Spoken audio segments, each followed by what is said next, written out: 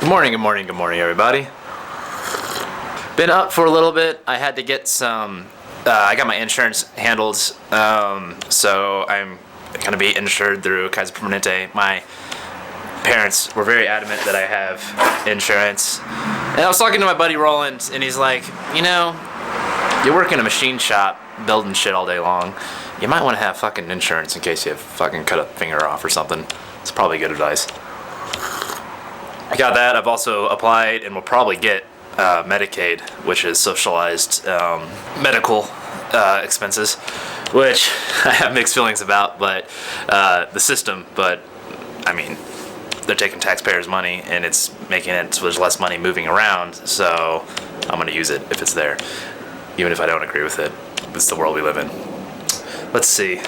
There's a thing about when you love someone really hard and then it's not returned.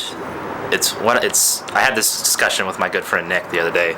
It's one of the most annoying things because it like consumes your brain, and it's one of the only things you can think of. And when I broke up with that one girl in college, that you can go watch my video Why I Want to Be Iron Man, I talked about how I got kicked out of school because of some crazy bitch.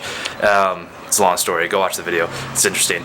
I read a quote during that period that I thought was interesting and made sense. It said that, you know, you're getting over someone that you loved, not when you don't think of them every day, but when you don't think of them every moment. And I think there's probably, Doppler effect, I think there's probably truth in that statement, because you really are growing as a person or not growing as a person, you're getting over someone when it's not consuming you at all times. I wouldn't say it's what's happening right now is consuming at all times, but I do think about her a whole lot, and I don't know, at least I can still work. It's not to that point where I'm like unable to work. That's how it was in college. It's the only thing I can think of. Anyway, just talking, just thinking out loud. I'm gonna go and work. I do plan to get the lumbar done today. I think it'll go pretty fast, and especially since I'm not adding any support in some of the other auxiliary stuff on this one. I'm just doing the main skeleton, and then the next one I make will be a full send with everything I need. That way I know I have everything figured out when I actually have it cut. This one, I'm planning, there's no wood to knock on. I'm planning for this one to actually be fully buildable, and also fully buildable, so I could actually build it if I wanted to. And then this one I'll actually send out and get the quote, and I'll actually know without having to guess how much this thing will cost to have made, which will be good because I need to know how much it'll cost to have it made. I'm also going to buy a TIG welder. There's a good TIG welder by a welding company called Prime Welds, and they make a TIG welder. It's about $775 for this TIG welder, but from everything I heard, it performs about like a $3,000 TIG welder would, which is awesome. I think I'm going to be really good at TIG. There's something about it that speaks to me, so I think I'll be good at it. And then it'll allow me. It can also it has AC, so it can burn through aluminum. If you don't know, there's an oxide layer that forms on aluminum, and I'm not entirely sure of the science, but something about the fact that they reverse the polarity allows you to break through the oxide layer. I'm not entirely sure why that is, but it is. You can't weld aluminum with what they call a DC TIG welder. You need an AC TIG welder, and so I really don't understand the exact science of why that is, but I do know you need it.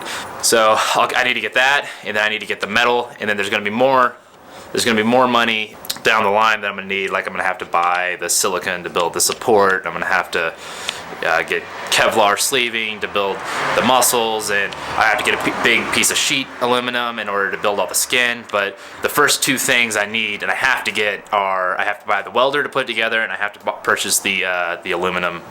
If most likely we're going to make it out of aluminum to put it together. Hopefully I can use aircraft grade aluminum. I really want to use aircraft grade aluminum.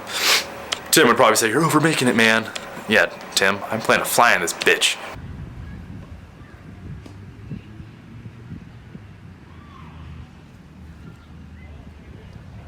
Hey guys, I'm at the park.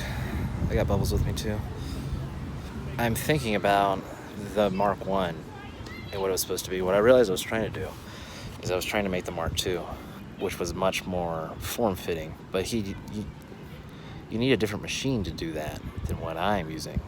So the more I'm thinking, so in other words, the more I'm thinking about this this in terms of like the more simplified way of doing it, where everything is very rounded, this makes more sense, because then it allows me to focus on the validity of the joint design and not necessarily on looking shapely. I can always, on the Mark II, go in and make it more form-fitting, more shapely, more efficiently fitting to me. The goal should be just to make the joints work as good as possible while making sure I can still build it, improve the design of the joints while maintaining as much movability in that kind of headspace as possible. So don't have to have a shit ton of compressive armor, just enough, just the bare minimum. I don't need the shapes to be, they just need to be kind of one shape. And the more I'm thinking about this one shape, the more I'm liking it. Like, I'm gonna redo the head, and I'm literally gonna do the head is just, it's gonna have a seam right down the middle, come around, which is actually how the Mark I was done anyway. It didn't have the thing in the middle. I'll do that eventually. But this is just going to come around, and there'll be a hinge at the top, maybe a spring mechanism, probably, because I still want the insides to be done that way, like done. I still want it to be done properly, even though it's going to be simple looking. I want it to be very. I'm still going to do the silicone on the inside, probably even still doing the honeycomb pattern in there, because that's not that hard to do. You know, something like that. That makes sense. So I have this form of me, fit it to me as perfectly as possible. This outside, since I have to have it water jet cut out of 2D stuff, I don't have. The other thing I realized, I think I need a more powerful computer for doing this properly, like doing it like how I want all the form to be. I really should be able to make it. I need a computer that's powerful enough to really do it in 1, 2, maybe 3 documents, like not very many documents, and then just has the power to crank, like just is seamless, like doesn't move at all. I mean, I need something that's no lag, no nothing. I need a powerful computer to do that kind of shit. So by making this more simple, I have a lot higher likelihood of success. I'll be able to get it done faster now. This is good. This is good. This is good. Oh, and so it's very box shaped right now. What I was gonna do is I was gonna have a type of front pack and backpack.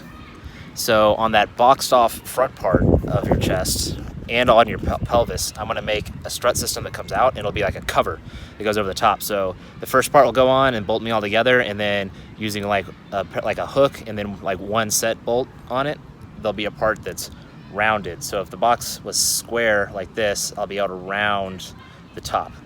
And so now, and the back. So I'll get that full kind of rounded look of the Mark I too. He looks like a submarine. And then also I'll have that flat part on the side so that there's less mass here, so I have a higher likelihood of being able to put my arm down. I've been thinking about how the arm is going to go down, and I think I'll be doing good to get my arm down this low to my body with the design.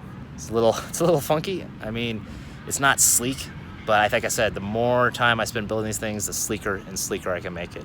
Doesn't make sense for the first one.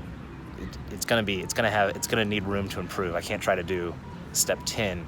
I need to do step 1. I need to do the Mark I.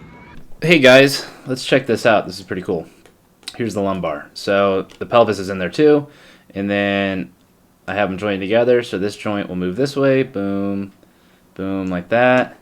Then over here, we're going to have this joint right here.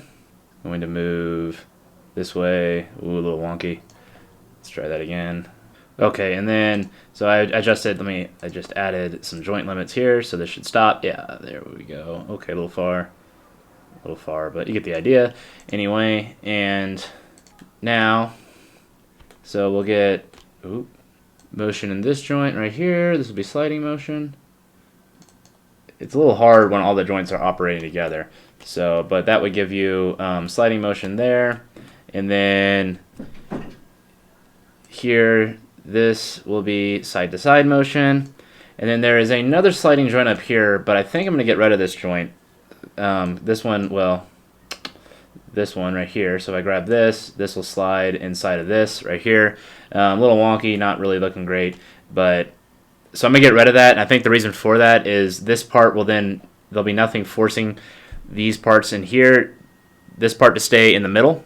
And that's what we would want, right? So I think I'm going to do is I'm going to get rid of this sliding joint up in here and just replace it with a solid bar, and then do all of our sliding in here. And the reason I did it initially is that you can make these sliding joints like this part right here. So that part right there, you can make that part bigger, which gives it more surface area, so it's less likely to break. At least that was the theory. But I think what I'll do is I'll end up dropping that size down by about half, but then I won't have to worry about doing it. If not, I'm going to have to put springs in there to keep them in there, and it still might not work perfectly. So I'm going for simplicity on this one, so I think what I'm going to do is I'm going to make that just a single sliding joint and get rid of the one up top. And then lastly, this joint right here will be going into the torso. So that's where that goes from there. Pretty neat, right? And then we still have these. I wonder if these joints will work. Let's see. Yep, those still joints work as well too. So those work in there, and that's kind of how that starts to go together. So there we are with me inside of it. So that's kind of how that will work there. And oh, one thing I wanted to say is that this right here, this thing right here, I'm gonna try to, if I can, as long as I remember to do this next time. But this right here, I don't think I'm gonna be able to. These are both butted in there, and they would be welded in, and I don't think it's gonna be possible to weld them in there very efficiently because you're only gonna be able to weld on one side, and then it's gonna cool and it's gonna warp and they're gonna stick out. And I'm gonna have to hammer them back in to get them to fit, and they'll only be welded on one side, unless I just welded from the top, which that could be an option too. The other thing I can do is I can essentially take this part, so the surface part off. Essentially just one of them. There's two of these pieces in here, right? And they cup around this one. This one will have no problem being welded in. But let's say that this one right here is welded in. Then this one right here will not be welded in. It'll be a flat piece right here. And then there'll be another piece in between the two and a spacer so that it matches the inside. And then a bolt will go through there so it'll bolt on the outside too. I think that's probably what I'm going to do. And so there'll be bolts go here, bolt go here, and then the bolts that come through the middle. And that's probably how it'll work, probably. And then there'll be a lock and key up here so that it fits in here, so it still is in there and tight, so it still is anchored in some way, that top part, but it won't be welded in. So it'll make things a little simpler. So I think I'm probably going to do that on the next draft as well. All right, guys. So there is kind of the idea of how that's going to work. I think it's coming along pretty well. I think that is looking good. Hopefully I'll start on the torso, or get the torso, hopefully get it done. I have to do the shoulder girdle too, which I haven't done yet, so could end up taking a minute. Yeah, I'm doing the shoulder girdle on the torso too. Oh, one thing I was going to say is, so the torso is going to be its own part. So the torso is going to be its own piece. There'll be nothing built off of the torso because it's going to be one of the most complicated parts too. So I'm going to build to the torso from the hip to the torso, and then from the hand to the torso, from the head to the torso, and then from the foot to the pelvis. Does that make sense? So foot, pelvis, and then pelvis into so the pelvis will be built up to the torso, and then the foot will come up to the pelvis. So in the way I'll assemble it in the final assembled version of Draft 3, I'll bring in the torso file, I'll bring in the arm file that'll also have the hand in it, and then put that on there. Bring the head file that'll also have the neck in it, and put that on there. Bring the pelvis file that also has the lumbar on it, bring that in there, attach it, and then bring the foot file that also has or the leg file that also has the foot in it, and bring it in and attach it that way. And that way there won't be any duplicates of the components like I've talked about before. So that's how I'm going to build that now. And then I have an idea I'm working on, something kind of cool, but you'll have to come back tomorrow to see that because I need to think about it a little bit more. You guys are awesome. I love you. Have a great day.